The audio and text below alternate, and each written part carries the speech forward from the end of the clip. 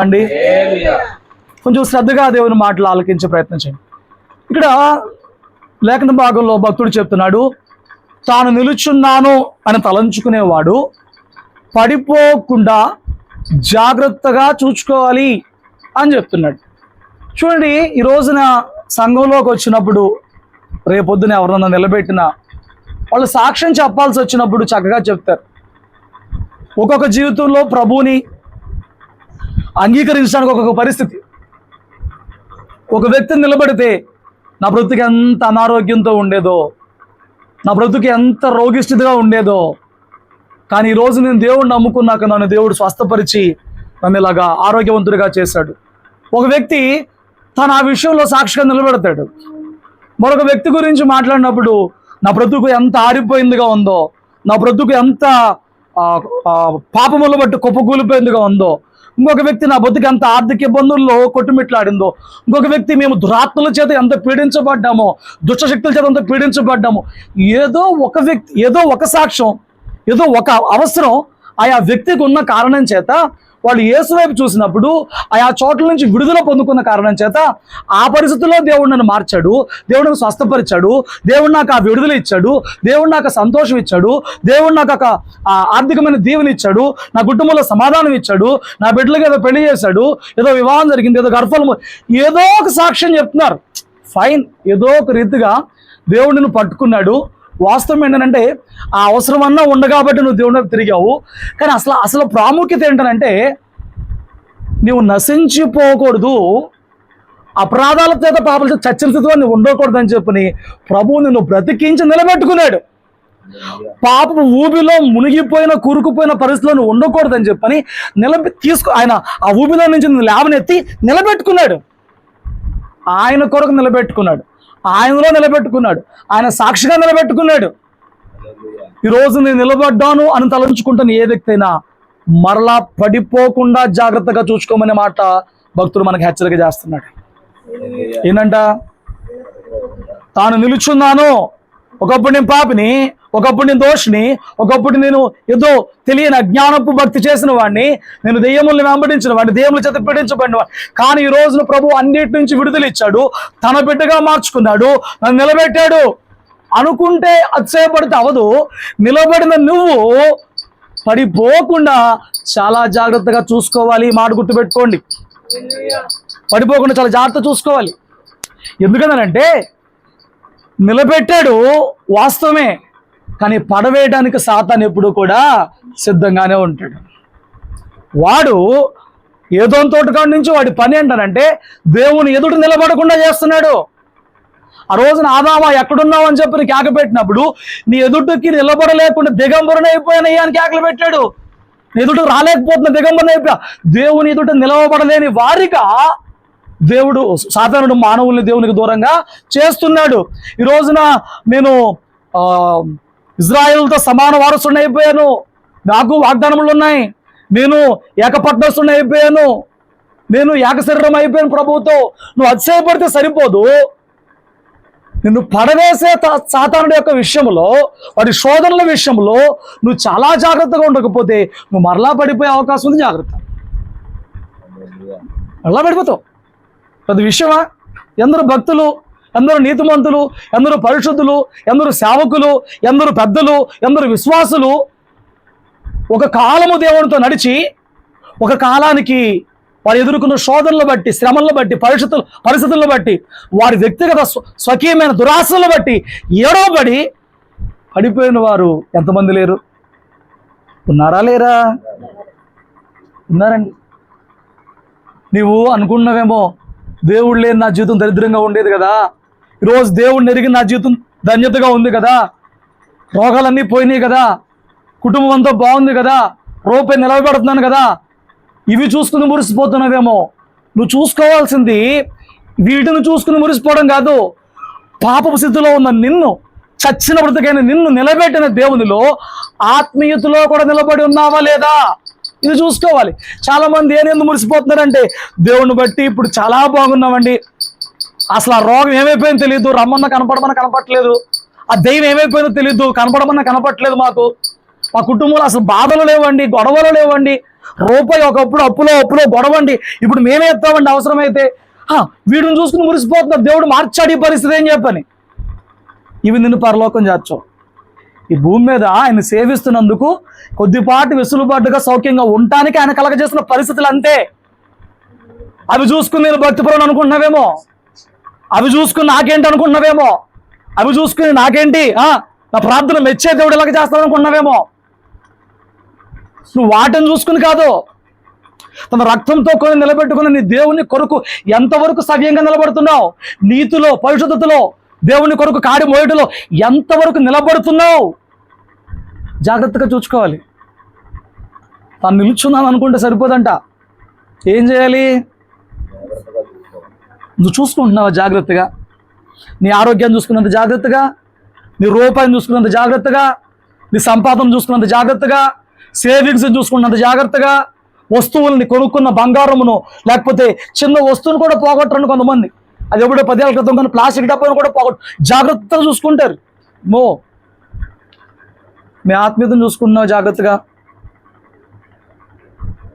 దేవునిలో ఎదిగింది నేను, ప్రార్థనలో ఇంత బలపడే నేను ఎదిగానా? ఇంకా దిగజారుతున్నానా? దేవుని ఆత్మానుభవం చేత దేవుని స్వరం మీద కలిగి స్థితికి వచ్చిన నేను ఇంకా ఎదుగుతున్నానా? పడిపోతున్న స్థితికి వస్తున్నానా? వీటి విషయమే చూసుకుంటున్నావా? చూసుకోకపోతే జాగ్రత్త. సాతానుడు శోధకుడు, శోధిస్తాడు, పడేసేస్తాడు, పిప్పించేసేస్తాడు. చూడు ఒకసారి చూద్దాం. లోకసువార్త 22వ అధ్యాయము 31వ వచనం.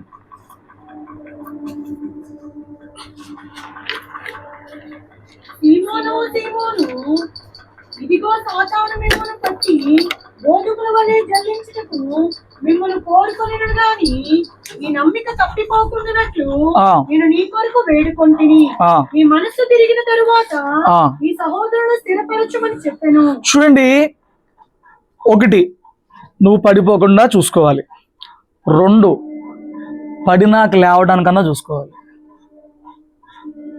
పడిపోకుండా చూసుకుంటే గ్రేట్, పడినాక లేవడానికన్నా చూసుకోవాలి. చాలామంది వారి ఆత్మీయ జీవితాల్లో చేసే పొరపాటు ఏంటంటే, తప్పిదం ఏంటనంటే, ఆ రక్షణ పొందుకున్న తొలి దినముల్లో ఉన్న స్వచ్ఛతను బట్టి, హృదయ శుద్ధిని బట్టి, ఆసక్తిని బట్టి, ప్రేమను బట్టి ఎంత బాగా దేవుణ్ణి వెంబడిస్తారో, దేవునిలో ఎంత బాగా పెనవేసుకుని పోయి హత్తుకుని పోయిన స్థితిలో ఉంటారో. కానీ జాగ్రత్త లేకపోవడం వలన, శోధకుడి యొక్క తంత్రములు సరిగా తెలియకపోవడం వలన, సాతాను యొక్క పన్నాగములు సరిగా గ్రహింపు ముందు జాగ్రత్త లేకపోవడం వలన పడతారు. ఆత్మీయ జీవితంలో పడిపోతారు. ఆ పాపములోన ఇంకొక కొత్త వదిలేసిన పాపంలోన తిరిగి మరొక కొత్త పాపంలోన శరీర సంబంధిగానా మరి ఎలాగా పడతారు, పడిపోతారు. అయితే పడ్డాక పడిపోయిన స్థితి నుంచి లేవడానికి ప్రయాసపడ్డారు. చాలామంది చేస్తున్న పొరపాటు ఏంటనంటే, వింటున్నారా, భక్తి చేస్తూ పడిపోయిన తర్వాత వాళ్ళకి అనిపించింది, నేను రక్షణ పొందుకున్నాక తప్పే చేయొద్దు అనుకున్నాను, మళ్ళా పాపమే చేయొద్దు అనుకున్నాను, మళ్ళీ లోకం వైపే వెళ్ళొద్దు అనుకున్నాను, మళ్ళా ఏ ఆశలు డబ్బు ఇంకా వేటి వైపు పోవద్దు అనుకున్నాను. ఈరోజు నేనేంటి ఇలా అయిపోయాను కదా, ఇంకేం భక్తి చేద్దాంలే, ఆ భక్తి చేసినా ఇప్పటికి దేవుడేమన్నా ఆలకిస్తాడా? ఎలాగో మా సంఘంలో కొందరు ఉన్నారు బాగా పరిశుద్ధులు, బాగా ప్రార్థన చేసేవాళ్ళు, వాళ్ళు చేసుకుని భక్తి అని చెప్పని హృదయంలో బయటికి చెప్పరాళ్ళు, హృదయంలో భక్తి చేయడానికి కాంప్రమైజ్ అయిపోయిన వారుగా ఉంటారు. ఇంకా నేనేం భక్తి చేస్తాలే, ఇంకా నన్ను ఎందుకు దేవుడు చూస్తాడులే, నన్ను ఎందుకు దేవుడు ఆలకెత్తాడులే, నన్ను ఎందుకు దేవుడు పట్టించుకుంటాడులే అని చెప్పని సాతాను చేత బోధించబడి ఒక పిచ్చి తత్వంలోకి వచ్చేసిన వారుగా ఉంటారు కొంతమంది. ఇక్కడ పేతురు గురించి చెప్తూ, సిమోను సాతానుని ఏమో బట్టి గోధుమల్ని ఎలాగైతే జల్లించాలో అలా జల్లించేస్తాడు. అంటే అంత భాష వదిస్తాడంట సాతానుగాడు. నీకు అర్థమైందా? మనిషిలాగా ఉండదు వాడి టెంప్టేషన్. నీకు మనుషులు టెంప్ట్ చేస్తేనే నీ వల్ల కాదులే, నో అని చెప్పడం నీ తరం కాదు. కొన్నిటికి అవునంటే ఎందుకు పనికిరాం. మనిషి అన్నోడికి నో చెప్పడం తెలియాలి. ఏం చెప్పడం తెలియాలి? చెయ్యను, రాను, ఉండను, కనబడను, తినను, అవ్వదు అని అనడం తెలియాలి. తెలియకపోతే నిన్నేం కాపాడలేను, ఇంకెవడేం కాపాడుతాడు నిన్ను? ఆ మాత్రం వివేచనతో ఎక్కడ నో చెప్పాలో తెలియని పరిస్థితి నీకైతే నిండా మునిగిపోతావు. ఇంకా నిన్ను ఎవడు కాపాడలేడు, తెలియాలి. నన్ను వాడు జల్లించేస్తాడంట, నేను కోరుకున్నాడంట. ఎవరినండి అసలు వాడు కోరుకుంది? ఏసేతో పాటు అప్పటికే 300 సంవత్సరాలు ఏసేతో పాటు, నాలాంటి పిచ్చ సేవకుడితో కాదు, దేవుని కుమారునితో పాటు సాక్షాత్తు 300 సంవత్సరాలు తిరుగుతూ ఆయన చేత తర్ఫీదు పొందుతూ. ఎవరి చేత? మీరు ఏదో నా పిచ్చి మాటలు అంటూ ఉంటారు, ఆయన చెప్పే మాటలు ఏమైనా డొల్ల ఉండదా? ఆయన చేత బోధించబడుతూ సహవాసంలో ఉంటూ ఆయన చేత తర్ఫీదు పొందుకున్న వారిని కోరుకున్నాడు. యేసు ప్రభు కూడా తెలుసు, చెప్పాడు ముందే, కోరుకున్నాడు. నీ నమ్మకం తప్పిపోకూడదని అడుగున్నా. ఏం తప్పిపోవద్దంట? నువ్వు భక్తిలో నుంచి తప్పిపోయినా నమ్మకంలోంచి తప్పిపోకూడదు. అంటే లైసెన్స్ ఇవ్వట్లా. నమ్మకం ఉంటే ఈ రోజుకి దేవుడు అదే ప్రేమతో నిన్ను ప్రేమిస్తున్నాడు.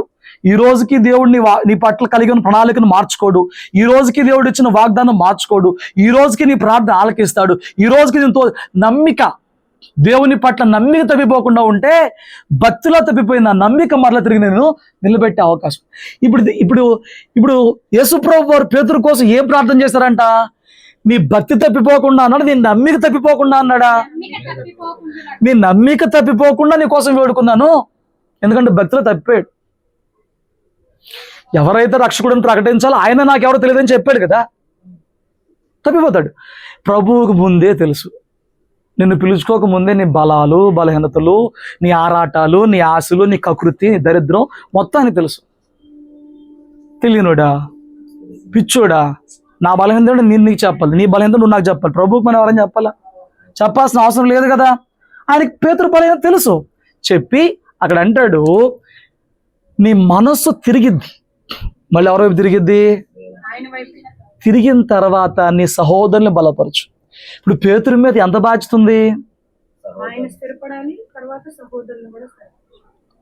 యేసు ప్రభు తర్వాత మెయిన్ లీడ్, పెద్దన్న టీంకి. కాబట్టి నిన్ను పట్టుకుంటే చాలు, మటాష్ దమాల్. కాబట్టి నీ నమ్మిక మాత్రం తప్పిపోకుండా ప్రార్థన చేశాను. నీ మనసు మళ్ళీ నా వైపు తిరిగినప్పుడు నీ బాధ్యత ఏంటంటే సహోదరుని బలపరచాలి. నేను అంటున్నాను, నిన్ను పిలుచుకున్నప్పుడు కూడా నీకు ఇలాంటి ఒక ప్రణాళిక కలిగే పిలుచుకున్నాడు. పేతురు పడిపోయిన చోటే ఉంటే వెనకమాల ఉన్న వాళ్ళు పాడైపోతారు. ఆయన మీద ఉన్న బాధ్యత ఏంటి? ఆయన మనసు తిరిగిన దేవుడు మళ్ళీ కృపించినప్పుడు, క్షమించినప్పుడు, నిలబడినప్పుడు ఆయన వెనకమాల ఆయన చూసి ఎవరైతే మోటివేట్ అవుతున్నారో, ఆయన చూసి ఎవరు ఫాలో అవుతారు, వాళ్ళు నిలబెట్టుకోవాల్సిన బాధ్యత మళ్ళీ పేతురు మీద ఉంది. దేవుడు నిన్ను కూడా ఒక ప్రణాళికాబద్ధంగా పిలుచుకున్నాడు. నిన్ను కూడా ఆయన చిత్తంలో పిలుచుకున్నాడు.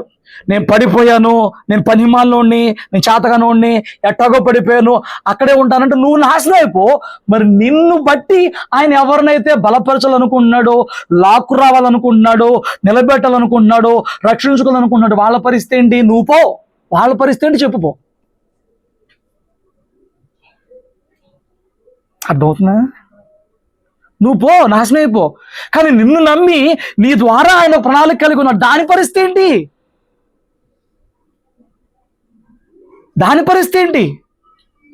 నీ పిచ్చి ఏంట్రా అనంటే, నేను ఒక్కడనే ఏమైపోతే ఆయనకేంటి, నేను ఒక్కడిని ఎట్టపాడైపోతే ఆయనకేంటి? నీ ఒక్కడి వెనకమాల ఆయన నిన్ను చూపించి, నీ జీవితాన్ని చూపించి, నీ బ్రతుకుని చూపించి, నీ భక్తిలోని, నీ రోషం ద్వారా ఆయన మరి అందరూ ఆకర్షించాలనుకుంటున్నాడు, బలపరచాలనుకుంటున్నాడు, లేవనెత్తాలనుకుంటున్నాడు కదా. ఆయనకు ప్రణాళిక ఉంది. పిచ్చ కూర్చోబెట్టుకోలేదు నేను ఇక్కడ ఆయన. అందుకోసం నువ్వు మరలా నిలబడే ప్రయత్నం చేయాలి. హల్లెలూయా.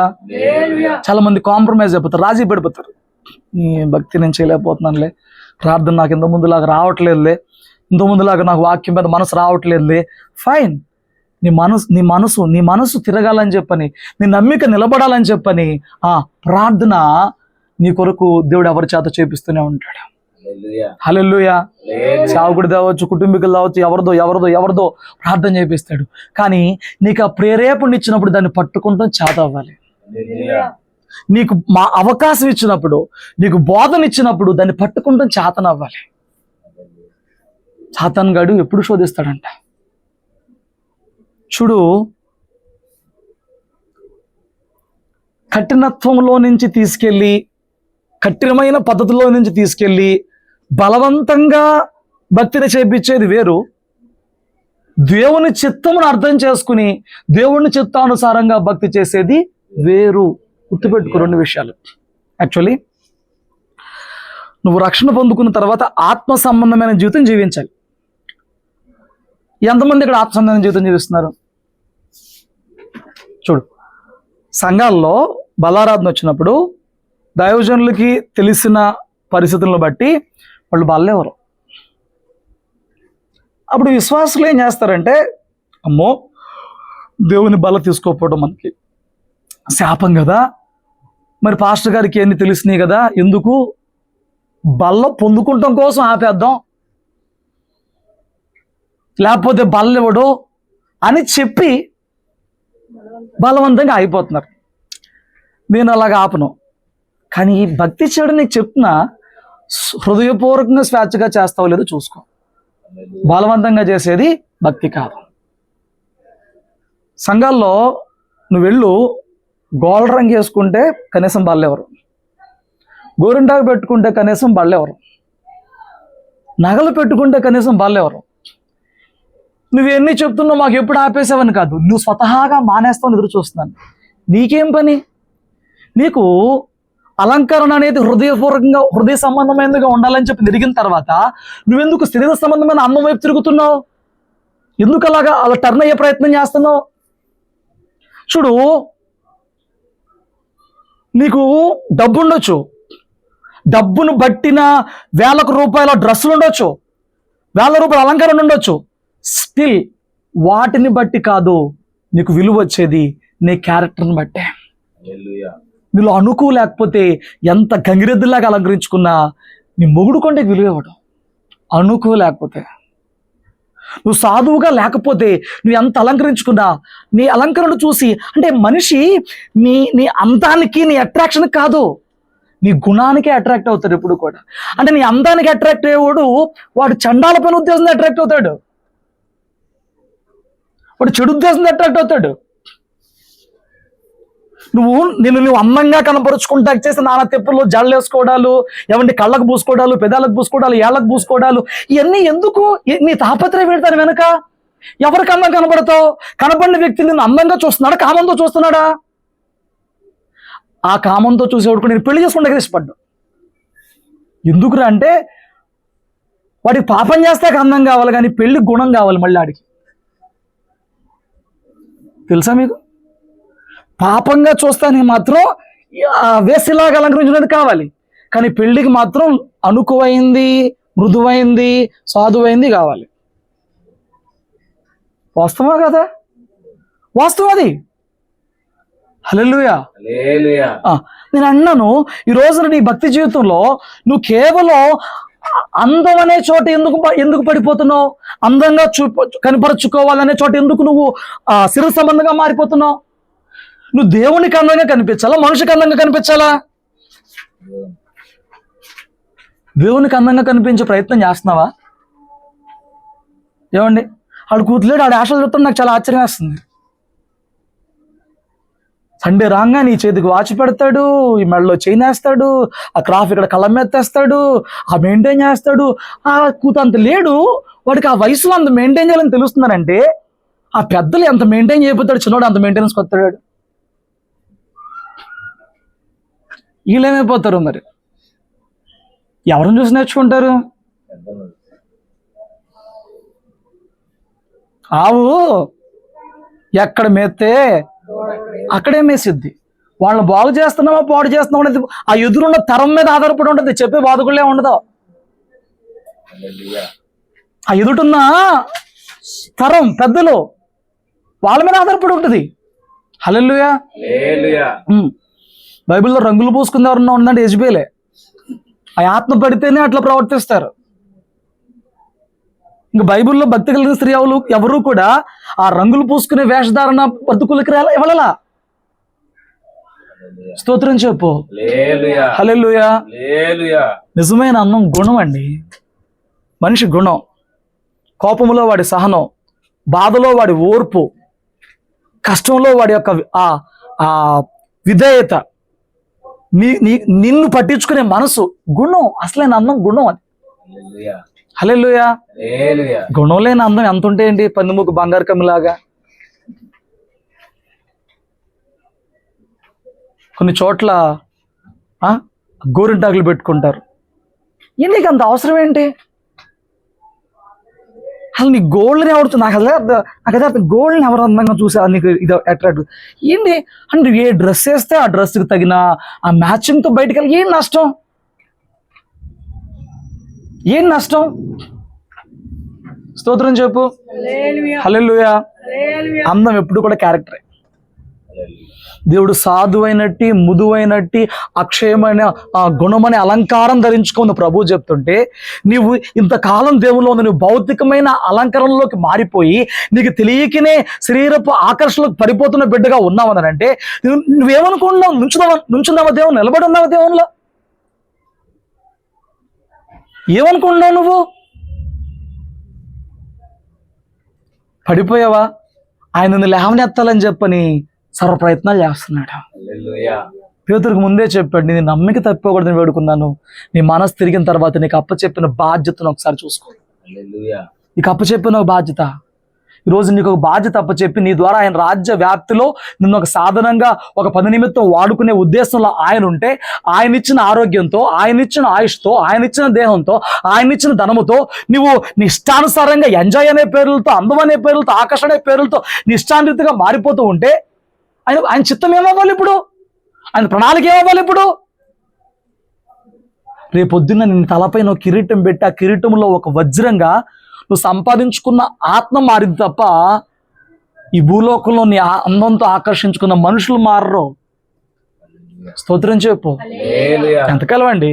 40 ఏళ్ళు దాటితే ఎవడైనా లేదు, అందం లేదు, ఏం లేదు. పరలోకి వెళ్ళినప్పుడు మనం ఒక ఆత్మను రక్షించుకుంటే ఆ ఆత్మ మన నెత్తి మీద ఒక వజ్రంగా మార్చబడిద్దంట, మన కిరీటం మీద ఒక రత్నంగా మార్చబడతారంట. అక్కడ కనపడతాం అందంగా, ఇక్కడ చేసిన భక్తిని బట్టి. అసలు అందం అక్కడ కనపడిద్ది, ఆయన ఇచ్చే బహుమానాల ద్వారా, ఆయన ఇచ్చే ఆ ధన్యత ద్వారా. నువ్వు ఎక్కడ అందగాడివి? ఇక్కడ అక్కడ. నువ్వెక్కడ ధనవంతుడివి? ఇక్కడ అక్కడ. కొందరు ధనం కోసం పడిపోతారు.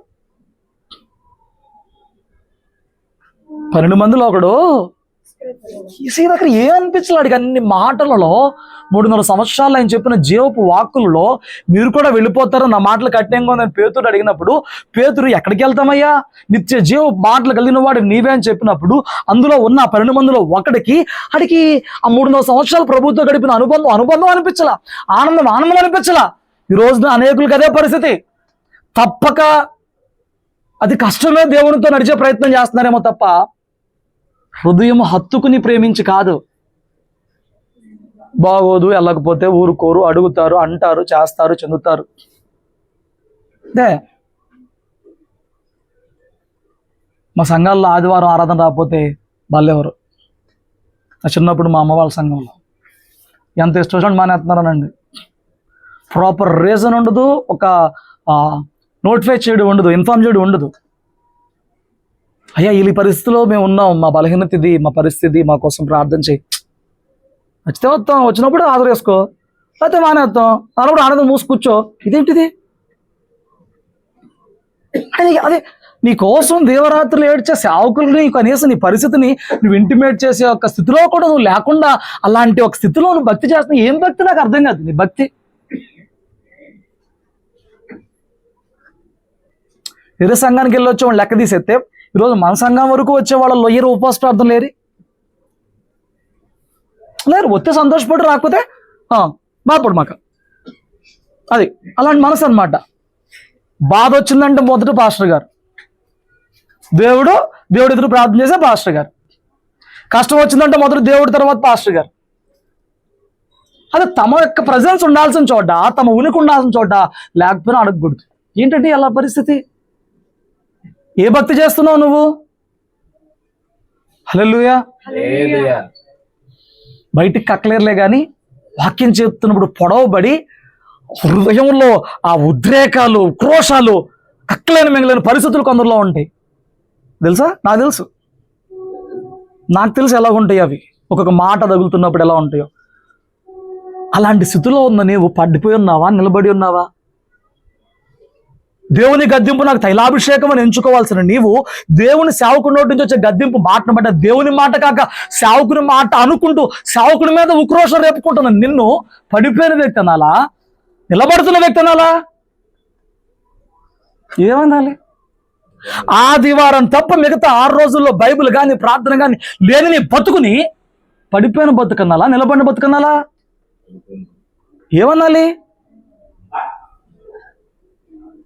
కుటుంబంలో కూడా దేవుని ప్రేమను కనపరచినటువంటి కఠిన హృదయాలతో బ్రతుకుతుంది నిన్ను పడిపోయిన వ్యక్తి అనాలా, నిలబడిన వ్యక్తి అనాలి? ఏమనాలి? బయట ఎక్కడో కాదు, కుటుంబంలో కూడా ప్రేమలు ఉండవండి, దెయ్యాలే ఉంటే. ఆదివారం ప్రార్థన, నీకు సోమవారం మళ్ళీ ఉండదుగా ప్రార్థన, మంగళవారం ప్రార్థన ఉండదు, ఇక్కడ మళ్ళీ ప్రార్థన ఉండదు. బైబిల్ మళ్ళీ దులుపుకోవడమే. ఆదివారం వచ్చినప్పుడు దాన్ని చక్కగా తీసుకుని దులుపుకుని రావడమే. మీకు 6 రోజులు అది ఆటక మీద ఉండటమే, ఎక్కడో చోట టీవీ పక్కన ఎక్కడో పడి ఉండటమే. పాస్టర్ గారికి పని చదువుకుంటాం, వాక్యం సిద్ధపరచుకుంటాం, తిప్పలంతే ఎవరిది? పాస్టర్ గారిది పని. స్తోత్రం చెప్పు.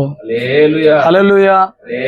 నిన్ను చూస్తూ పెరుగుతుంది నీ బిడ్డలు ఏం అవ్వాలనుకుంటున్నావో, ఏ నటన నేర్చుకోవాలనుకుంటున్నావో, ఏ స్థాయికి రావాలనుకుంటున్నా నాకు తెలియదులే, కానీ నిలుచున్నాను అనుకుంటున్న వ్యక్తి ఎప్పుడు పడిపోకుండా జాగ్రత్తగా చూసుకోవాలి.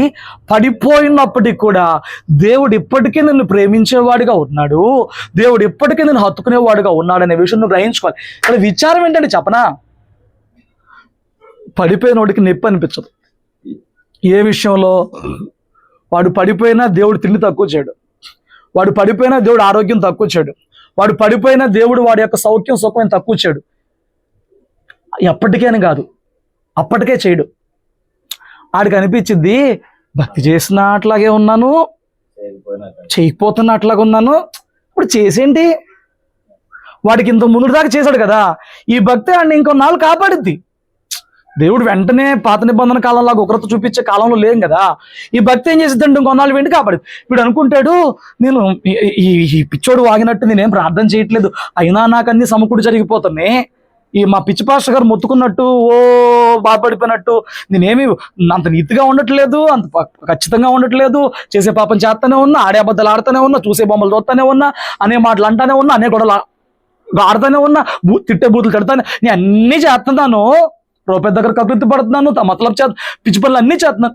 పిచ్చివాడు కాదు మా పాస్టర్ అంటే చెప్తాను, మాకు అన్నీ బాగానే గడుపుతుంది కదా. అది నీ పిచ్చి,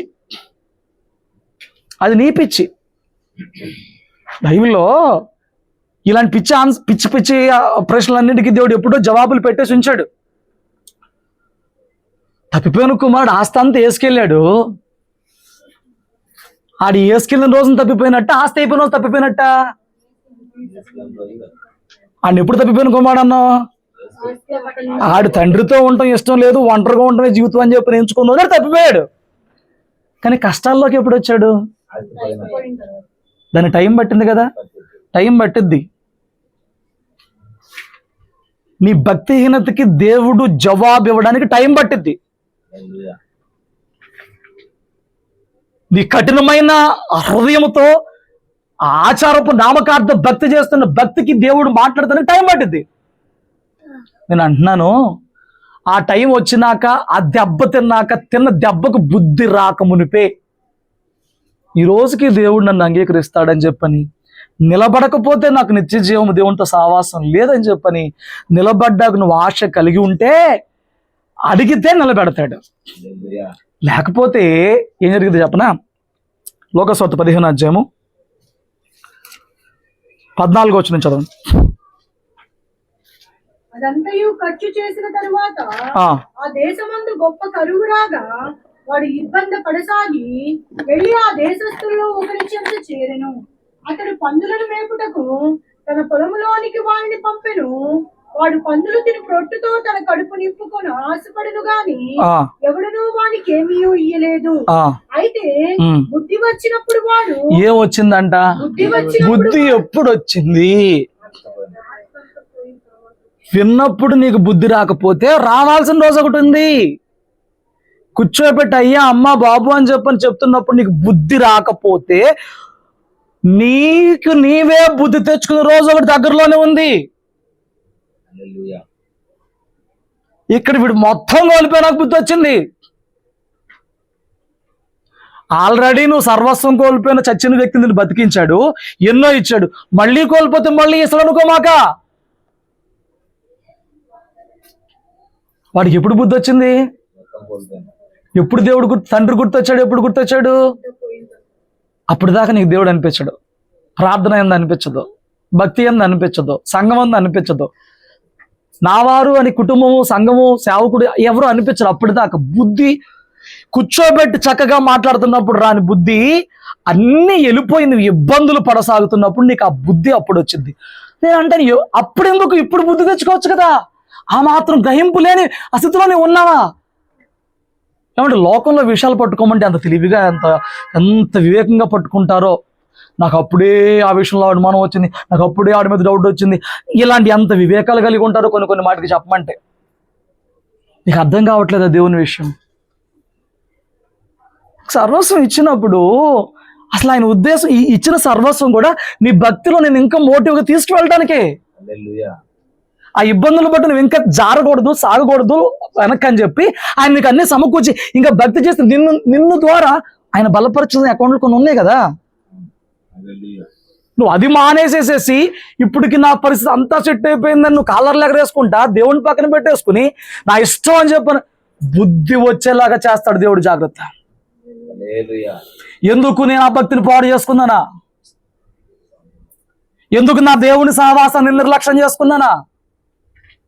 ఎందుకు నా దేవుడు అయ్యా మారు మారు అని చెప్పని సేవకుడు నోటి నుంచి బోధించినప్పుడు ఎందుకు నా హృదయాన్ని కఠినపరుచుకున్నానా? అయ్యో ఈరోజు తిరిగి లేచి భక్తి చేద్దామంటే వయసు లేదే, ఓపిక లేదే, సమయం లేదే. బుద్ధి వచ్చినా కానీ నీకు అవకాశం లేని పరిస్థితికి వస్తావు. జాగ్రత్త. బుద్ధి వచ్చేం ఉపయోగం? బుద్ధి వచ్చేం ఉపయోగం? ఇప్పుడు దీని పేరేంటి, గురుమూర్తి గారికి మంచి బుద్ధి వచ్చింది.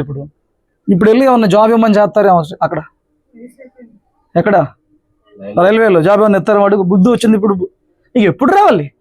ఏ వయసులో రావాలి? దేవుడిని దర్శించిన కాలం ఎప్పుడు? దేవుడు తన కార్యములు ఎదురు ప్రత్యక్షపరిచిన కాలం ఎప్పుడు? నీకు దేవుడు అంటే గ్రహింపు ఏమవుతుంది మరి? స్తోత్రం చెప్పు. అయితే బుద్ధి ఏంట్రా అంటే వాడు చచ్చిపోదాం అనుకోలా, పాడైపోదాం అనుకోలే, ఇంకేమనుకోలా, ఇప్పటికన్నా తండ్రి దగ్గరికి వెళ్దాం అనుకున్నాడు. ఈరోజు నీ బుద్ధి అనేది ఏమన్నా ఉంటే ఇప్పటికన్నా నేను పడిపోయిన స్థితి నుంచి లేచి ఏ స్థితిలో నుంచి పడిపోయిన ఆ స్థితికి రావాలి అని ఆ మనసుకు రావడమే బుద్ధి. ఈ రాత్రి నీకు ఏమన్నా ఉందంటే బుద్ధి. నువ్వు ఆ మనసుతో రావాలే కానీ దేవుడు నిలబెట్టడం వాడుకోవడం అనేది చాలా ఆశ్చర్యంగా ఉంటుంది. మీకా గ్రంథం 7వ అధ్యాయము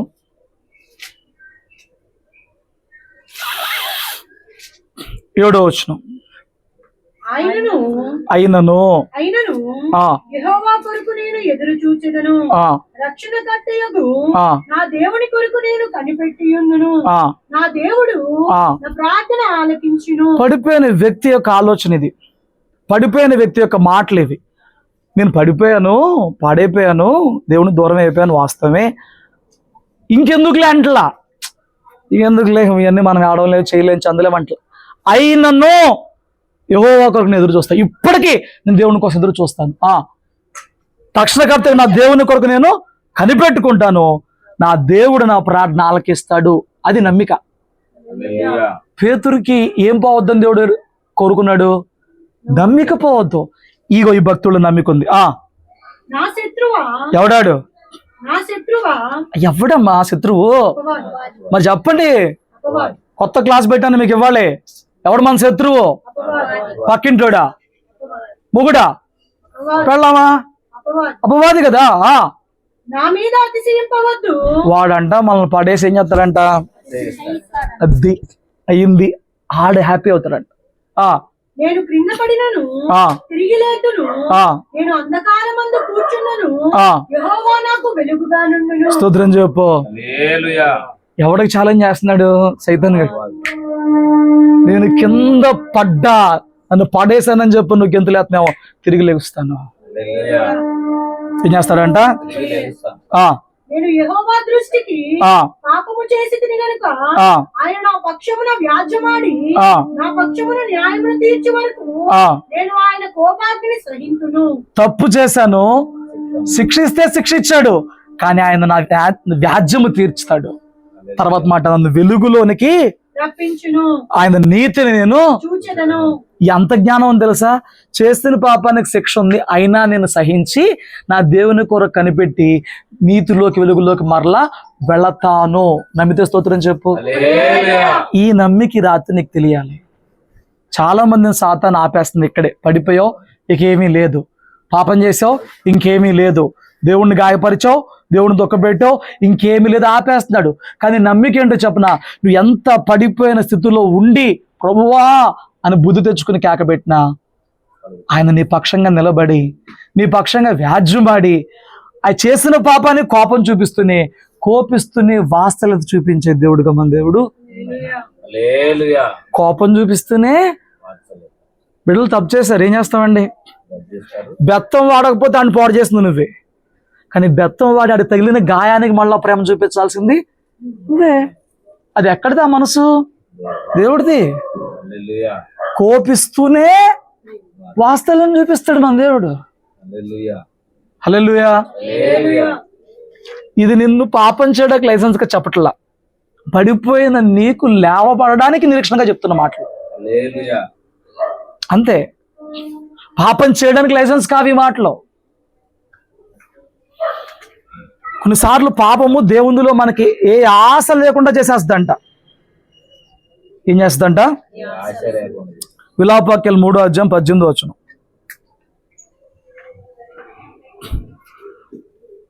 త్వరగా తెలిసిన మాటలే అవి. 18 నాకు బలము ఉడిగేను అనుకుంటుని, ఓకే, యెహోవా యందు నాకు ఇక ఆశలు లేవనుకుంటుని. అనుకున్నాడు లేదు, ఈయన కూడా అనుకోవద్దు. దేవుని యందు ఆశలు లేవనుకోవద్దు.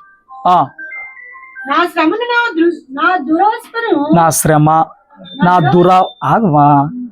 దురవస్థ, నేను త్రాగి మాచిపత్రిన చేదును జ్ఞాపకము చేసుకొనుము. ఎడతెగక నా ఆత్మ వాటిని జ్ఞాపకము చేసుకొని నాలో కృంగి ఉన్నది. ఏంటంట?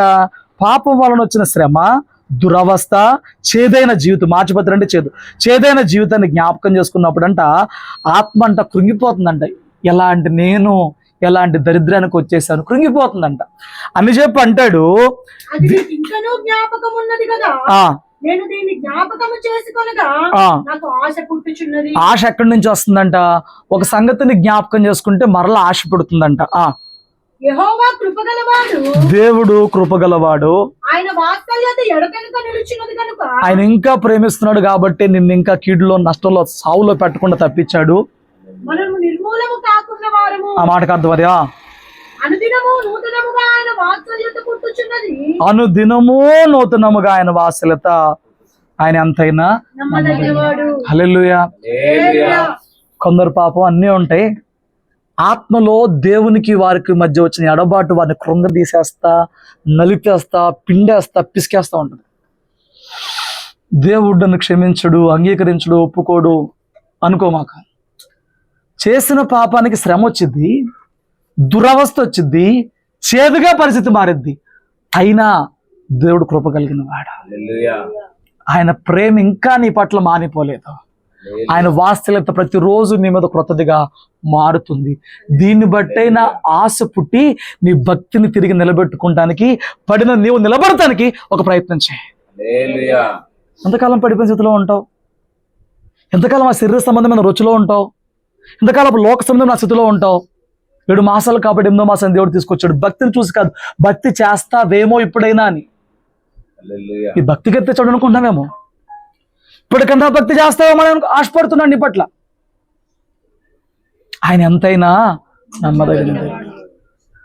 ఒక మాట విను, తప్పు చేయకుండా భక్తి చేసిన వాళ్ళు ఎవరు లేరు.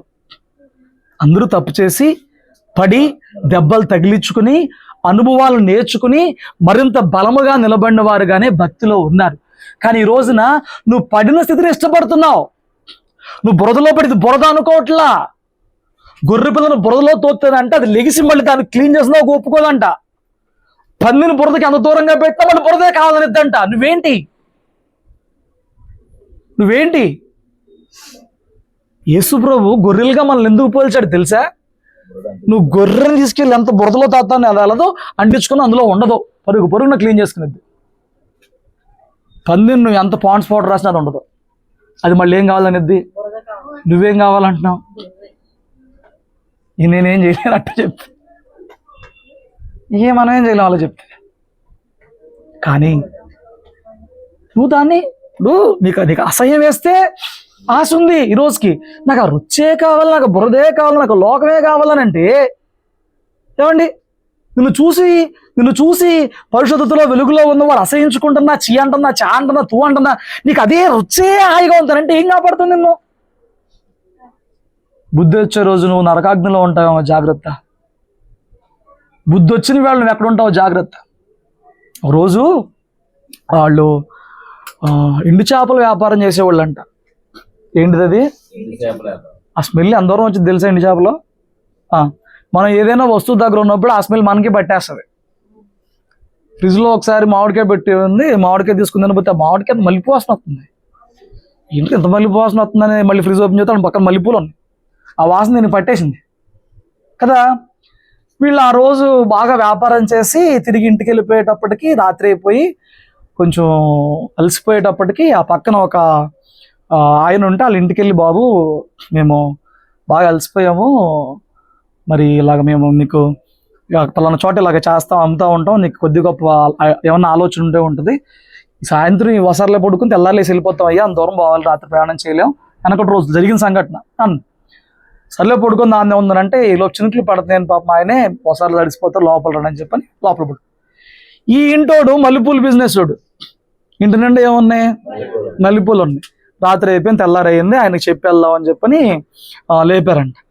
లేపి అయ్యా మేము వెళ్తున్నాం అని చెప్పి, బాబాయ్ మల్లెపూలు వస్తున్నాయి, మా రాత్రి అంతా నిద్ర పట్టలేదండి. ఎందుకు రాత్రి అంతా నిద్ర పట్టలే? మల్లెపూలు వస్తున్నాయి. ఆ చేపల వాసన అలవాటు అయిపోయి ఆ స్మెల్కే ఆ అలవాటు పడిన పరిస్థితి మంచి స్మెల్లో ఉండలేకపోతుంది. మాట మీకు అర్థమైందా? రొచ్చులో అలవాటైన జీవితం, ఏమండి బురదలో అలవాటైన జీవితం పరిశుభ్రమైన ప్రాంతంలో ఉండమంటే ఎట్లా ఉంటుంది? పరిశుద్ధుల్లోకి రమ్మంటే ఎలా ఉంటుంది? పవిత్రంగా జీవించమంటే ఎలా ఉంటుంది? అంత అన్ఈజీగా అనిపించింది. మల్లెపూలు వాసన అడిగిన రాత్రి నిద్రపట్టలేదంట, తలనొప్పి వచ్చేది మల్లెపూలకి. అలవాటు అయిపోయింది కదా ఆ స్మెల్.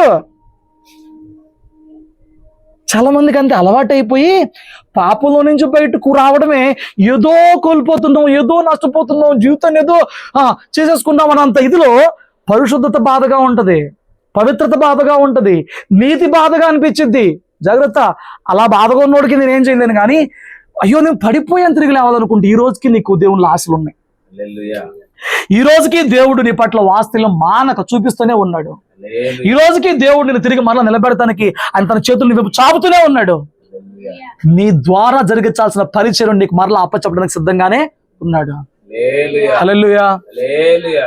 పేతురుకి అంత చెప్పినా పేతురు ప్రార్థన చేసుకోవాల.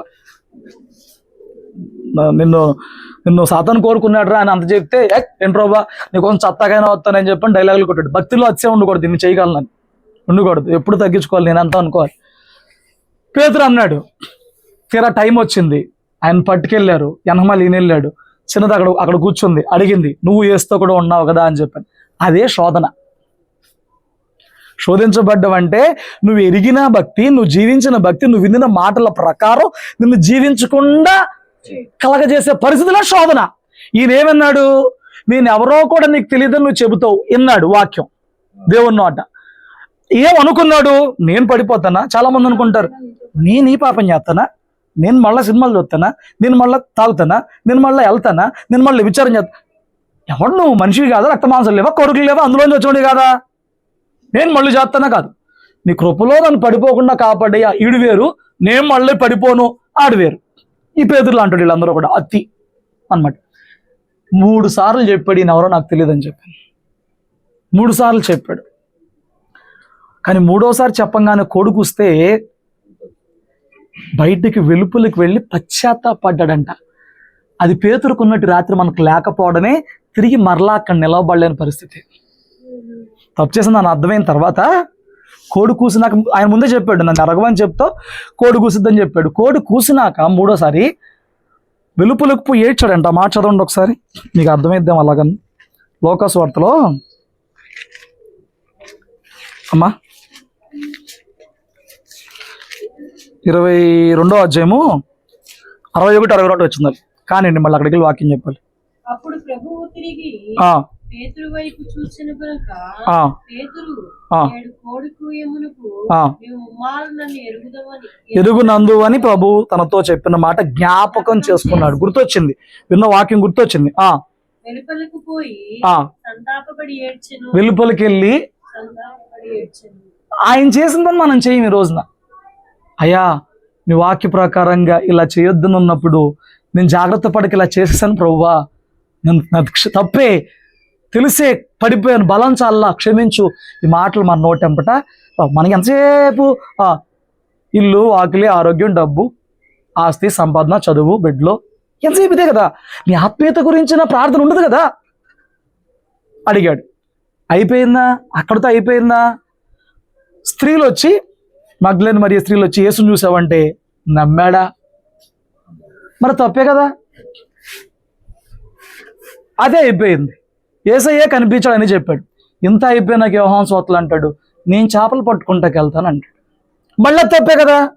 అంటే ఒక తప్పుతో అయిపోయాడా? మళ్ళీ తప్పు చేశాడు కదా. స్టిల్ యేసయ్య ఎత్తుక్కుంటూ వెళ్ళాడు. నిన్ను ఎత్తుక్కుంటున్నాడు, నిన్ను కోరుకుంటున్నాడు, నిన్ను పిలుచుకుంటున్నాడు. పేతురుని అడిగాడు, నన్ను ప్రేమిస్తున్నావా? రాత్రిని అడుగుతున్నాడు, నువ్వు యేసయ్యను ప్రేమిస్తున్నావా? ప్రేమిస్తే దేవుని చిత్తం కాని క్రియల్లో ఎలా ఉంటున్నావు? దేవునికి ఇష్టం లేని జీవితంలో ఎలా జీవిస్తున్నావు? దేవుడు నిలబెట్టి నువ్వు ఎలా పడిపోయి ఉన్నావు? ఆయన చెప్పింది మనుషులు పట్టుకోరాని, ఈయన పోయింది చేపలు పట్టుకుంటానికి. ఇప్పుడు వచ్చి అడుగుతాను ప్రేమిస్తున్నావా అని. నోడితేనేమో ప్రేమిస్తున్నాను, క్రియ చూస్తేనేమో చేపల వల్ల కనపడుతుంది. క్రియలు లేని ప్రేమ ఇద్దా? ప్రేమిస్తున్నా నోటి చెప్పి సరిపోయిద్దా? ఏమండి నేను అంటున్నా. అయినా పేతురికి పరిచర్య అప్పచెప్పాడు దేవుడు. హల్లెలూయా. నువ్వు పడిపోతున్నా, అది కాకపోతే మరొక తప్పు చేస్తున్నా, దేవుడిని విడిచిపెడతాకి ఇష్టంగా లేడు. దేవుడిని వెంబడిస్తున్నాడు, దేవుడిని వెతుక్కుంటున్నాడు, దేవుడిని నిలబెట్టే ప్రయత్నం చేస్తున్నాడు. ఇవే కాదు, భక్తులు చాలా మంది దేవునితో నడిచిన తర్వాత పడిపోయి లేచిన వారు చాలా మందే ఉన్నారు. యోనా పడిపోయి లేచిన వాడే, దావీదు పడిపోయి లేచిన వాడే, సౌలు అసలు సంఘాలను నాశనం చేసిన వాడే. ఏమండి యెహోషువ తప్పు చేసిన వాడే, మోషే తప్పు చేసిన వాడే. అంటే ఇప్పుడు ఆ లైసెన్స్కి ఇవ్వట్లా, నీకు పడిపోయింది, నీకు ఒక ఆశను చూపిస్తున్నాను. హల్లెలూయా. పడిపోయింది, నీకు ఇంకా ఆశలు ఉన్నాయి దేవునిలో. శోధన ఎలాంటిదని అంటారంట, నీకెంత బరువు అంత శోధనే పెట్టగలడంట. శోధించబడుతున్నప్పుడు తప్పించుకునే మార్గం ఉంటుంది. మనం దాన్ని చూడడం. నువ్వు శోధించబడుతున్నావు, ఆ పాపంలో పడిపోకుండా తప్పించుకునే మార్గం ఒకటి ఉంటుందంట. మనమేమో తప్పు చేసేసిన తర్వాత అప్పుడు ఎత్తుక్కుంటాం ప్రభుకి ఎలా క్షమాపణ చెప్పాలా అని చెప్పి. ఆయన శోధనతో పాటు శోధించబడుతున్న వ్యక్తికి శోధన నుంచి తప్పించుకునే మార్గం కూడా అడిగితే చూపిస్తాడు. ప్రభువా, నేను ఇంతగా ఈ వ్యక్తి ద్వారా శోధించబడుతున్నాను, ఇంతగా ఈ విషయంలో శోధించబడుతున్నాను, నేను ఏం చేయాలి ప్రభువా, నేను ఇలా తప్పిస్తావు ప్రభువా అడిగితే తప్పిస్తాడు దేవుడు. హల్లెలూయా. ఒక రోజున ఒక సహోదరు వచ్చి పాస్టర్ గారిని, అయ్యా నా కోసం ప్రార్థన చేయండి అని అడిగానండి. ఏమ్మా, నీకు ఏ విషయం గురించి ప్రార్థన చేయాలి, ఏంటి నీ పరిస్థితి అని చెప్పని పాస్టర్ గారు అడిగారండి. అడిగినప్పుడు ఆవిడ స్టోరీ పాస్టర్ గారికి పూర్తిగా తెలియదు. అప్పుడు ఆవిడ చెప్పుకొచ్చిందంట కొంచెం స్టోరీ. అయ్యా, నాకు మంచి చిన్న వయసులోనే పెళ్ళి అయిపోయింది. నా భర్త ఒక పని చేసుకునేవాడు, నేను ఇంటి దగ్గరే ఉండేదాన్ని. దేవుడు నాకు గర్భఫలం ఇచ్చాడు, సంతోషించాను. 3వ నెల 4వ నెల ఏదో నెల 6వ నెల నా కడుపులో 2 బిడ్డలు అని తెలిసింది. వెంటనే మా ఆయన చచ్చిపోయాడు. సాధారణంగా అలాంటి అప్పుడు పాస్టర్ గారికి ఏమనిపించింది అంటే, మొగుడు లేడు కాబట్టి ఆర్థికంగా 2 బిడ్డలతో అంత ఇబ్బంది పడుతుందనే కదా మనసు వచ్చింది. ఈ పాస్టర్ గారు కూడా అంతా చెప్పి నన్ను ఏమన్నా డబ్బులు అడిగిద్దేమో అని చెప్పి అనుకుంటున్నాడంట. అనుకుంటున్నప్పుడు ఆవిడ చెప్తుందంట, అయ్యా నా భర్త చనిపోయాడు కదా, నాకు టైలరింగ్ వచ్చు. మా అమ్మ వాళ్ళు నన్ను తీసుకెళ్ళి పోషించలేని పరిస్థితి, మా అత్త వాళ్ళు వాళ్ళ ఇంట్లో పెట్టుకుని పోషించలేని పరిస్థితి. మేము ఏదైతే ఇంట్లో ఉంటామో నా భర్త నేను ఆ ఇంట్లోనే తర్వాత ఉంటున్నాను. 2 పిల్లలు పుట్టారు. నా భర్త యాక్సిడెంట్లో చనిపోవడం వలన ఆ ఇన్సూరెన్స్ డబ్బులు ఏవో రావాలి. ఆ కోర్టు చుట్టూ లాయర్ల చుట్టూ ఒక పక్క తిరుగుతూనే మరొక పక్క టైలరింగ్ చేసుకుంటూ నా బిడ్డలను చదివించుకుంటూ నేను నా పోషణ, నా జీవితాన్ని ముందుకి నడిపించుకుంటున్నాను, తీసుకెళ్తున్నాను, నా పరిస్థితి ఇది అని చెప్పిందంట. ఈయన అనుకున్నాడు మనసులో, డబ్బులు ఏమని అడిగిద్దాం. అయ్యా, ఇంతటి జీవితంలో దేవుని గొప్ప కృప ఏంటంటే, ఈ రోజుకి ఒకళ్ళ దగ్గర నేను చేయి చాచాల్సిన పరిస్థితి నాకు లేకుండా దేవుడు చేశాడు. నా బిడ్డలకి 8 ఏళ్ళు వస్తే ఈ రోజుకి గవర్నమెంట్ వాళ్ళు వేసే టీకా తప్ప జ్వరానికి టాబ్లెట్ కూడా వేయాల్సిన పరిస్థితి రాకుండా దేవుడు నా ఆర్థిక పరిస్థితులు అంత చక్కగా సమకూర్చి జరిగిస్తున్నాడు. మరి ఇంకా దేనికోసం ప్రార్థన చేయను? అన్నీ బాగుంటానంటే, అయ్యా అన్నీ బాగుండే అని నేను చెప్పలేదే. నేను వయసులో ఉన్నదాన్ని, భర్త లేని దాన్ని అవడం వలన నా చుట్టుపక్కల మగవాళ్ళందరి చూపు నా మీదే. ఒక డబ్బులు ఇచ్చే ఫైనాన్సర్ ఒక అతను ఉన్నాడు. అతను ఆ కోర్టు కేసుకి డబ్బులు కావాలి కదా, వాటికి డబ్బులు కావాలి, వీటికి డబ్బులు కావాలి కదా, నువ్వు నాతో కాంప్రమైజ్ అవ్వు, అసలు నీ బిడ్డకి తండ్రిలాగా నేను ఉంటాను అని చెప్పని మాటల ద్వారా నన్ను శోధిస్తున్నాడు. నేను ఎక్కడ శోధనలో పడి పాపము చేసి దేవునికి అవమానం తెస్తానో, నేను శోధనలో పడకుండా నా కోసం ప్రార్థన చేయండి అయ్యా అని చెప్పి అడిగిందంట. ఇలాంటి ప్రార్థన ఒకటన్నా నువ్వు చేసావా శోధించబడుతున్నప్పుడు? ఈ విషయంలో శోధించబడుతున్నాను ప్రభువా, పాపం చేసేస్తానేమో, తప్పు చేస్తానేమో, చేయొద్దన్న మాట చేసేస్తానేమో అని ఏ ఒక్క విషయం గురించి అన్నా నువ్వు ప్రార్థన చేసావు ప్రభుకి, ఇప్పుడు పడిపోతావు. పడకుండా ఉండాలంటే తప్పించబడే మార్గం వెతుక్కోవాలి. దేవుల్లో ఉంటుంది. శోధనలో ప్రవేశించుకున్నట్లు మెలుగుకుంటూ ప్రార్థన చేయండి, అప్పుడు మార్గం కనిపించదు నీకు, తప్పించుకునే మార్గం. రాత్రి చెప్పినట్టు మన జీవితంలో ప్రార్థన లేకుంటే, అనుదినము దేవునితో సహవాసం కొరకే నువ్వు చేయాల్సిన ప్రార్థన లేకపోతే, శోధన వచ్చిన రోజున ఎలా నిలబడి దాటి జయించిన వ్యక్తిగా నువ్వు మారగలవా? మారలేవు కదా. ఎంతమందికి వాక్యం అర్థమవుతుందో నాకు తెలీదు, కానీ నేను చాలా హృదయ భారంతో వేదంతో చెప్తున్నాను. దేవుడు నిన్ను ఒక పర్పస్తో వెతికి రక్షించుకున్నాడు. నువ్వు భక్తితో ఉంటేనే ఆ పని చేయగలవు, నీతిలో ఉంటేనే ఆ పని చేయగలవు, పరిశుద్ధతతో ఉంటేనే ఆ పని చేయగలవు, శరీర సంబంధిగా మారకుండా ఉంటేనే, లోక ఆకర్షణలకు పడిపోకుండా ఉంటేనే, పాపానికి చోటు ఇవ్వకుండా ఉంటేనే ఆ పని చేయగలవు నువ్వు. అందుకే నిలుచున్నోడు పడిపోకుండా చూసుకోవాలి. పడిపోయినా నీకు ఇంకా ఆశ ఉందని చూసుకోవాలి. పడిపోయి చోటు ఉంటాం కాదు. ఏం చెప్తున్న భక్తుడు, శత్రువా అతిశయపడొద్దు, నీ పడ్డా అవసర శిక్ష అనుభవిస్తా, కానీ వెలుగులోనికి వస్తా, నీతిని సంపాదిస్తా. దేవుని దగ్గర గురి పెట్టుకున్నాడు, ఆశ పెట్టుకున్నాడు, నిలబడతానని చెప్తున్నాడు. మనం ఏంటి, అయ్యా ప్రార్థన చేయమంటే నా ఆర్థిక ఇబ్బందులు, ప్రార్థన చేయమంటే నా ఆరోగ్య సమస్యలు, ప్రార్థన చేయమంటే ఆ జాబ్ కొరకైన పరిస్థితులు, ప్రార్థన చేయమంటే ఉన్న అప్పులు, ప్రార్థన చేయమంటే ఉన్న రోగాలు, ఏదన్నా ప్రార్థన చేయించుకుంటేవే తప్ప, ఎవరండి నేను భక్తి చేయలేకపోతున్నాను నా కోసం ప్రార్థన చేయండి అని అడిగింది ఎవరు? నేను మునుపటి వల్లే ప్రార్థన నీతిలో నిలవలేకపోతానని చెప్పి అడిగేది ఎవరు? దేవుడు ఆశించినటువంటి ఆ స్థితిలోకి రాలేకపోతున్నానని చెప్పిన ప్రార్థన సహాయం కోరుతున్న వాళ్ళు ఎవరిక్కడ ఉన్నారా? ఏంటి పని పరిస్థితి? హల్లెలూయా. చూసుకో, దేవుడు ఇప్పటికే చాలా కాలము మన జీవితాల్లో ఆ కృపనిచ్చి ఫలము కోరుతున్న పరిస్థితుల్లో మనం ఉన్నాం. ఫలము కనపరచాల్సిన పరిస్థితిలో మనం ఉన్నాం. ఫలము లేని చోటంట గొడ్డలి కనిపించిద్దంట. ఫలము లేకపోతే ఏమొచ్చింది? గొడ్డలి. చెట్టు వేర్లు ఉందంట గొడ్డలి. కాబట్టి రాత్రి నేను అంటున్నాను, నిలుచున్నావా పడిపోకుండా చూసుకో, పడిపోయావా నిలబడ్డానికి చూసుకో. పడిన స్థితులు అక్కడే ఉండిపోమాక. ఎందరో భక్తులు తిరిగి ఆశ కలిగి దేవుడు అంగీకరించాడు, దేవుడు క్షమించాడు. దేవుడు మునుపటి ఏ పిలుపుతో పిలుచుకున్నాడో ఆ పిలుపు కొరకే మరలా అవకాశం ఇచ్చాడు. అది ఆ చెత్త నీకు ఇంకా ఉంది. ఆశ పుట్టాల్సిన మాట అదే. దేవుడికి నన్ను పట్టించుకుంటాడా, దేవుడు నన్ను ఇంకా ఆశిస్తాడా, అన్నీ చేస్తాడు. నువ్వు నిలబడతాం కావాలి. దేవుడు అన్నీ చేస్తాడు. సాతాను ఏదో బుర్ర తినేసాడు నిన్ను. సాతాను నీ బుర్ర పాడు చేశాడు. ఇంత రక్షణ పొందుకున్నాక మళ్ళీ ఇంత పాపం చేశాను, నేనేమి అవుతానులే, నన్నెందుకు దేవుడు పిలుస్తాడులే, నన్నెందుకు వాడు, అది నీ బుర్రలో సాతాను పెట్టిన బోధ. అది సాతాను విత్తన విత్తనాలు అవి. మరి వీళ్ళందరూ పరిస్థితి ఏంటి? ఇప్పుడు చూపించిన భక్తులందరూ పరిస్థితి ఏంటి? వీళ్ళు పాపం చేయకుండా దేవుడు వాడుకున్నాడా? వాళ్ళు చేసినప్పటికీ ఆ నొప్పి తెలిసేలాగా చేసి కృపతో మళ్ళా నిలబెట్టి వాడుకున్న దేవుడే కదా చెప్తున్నాను.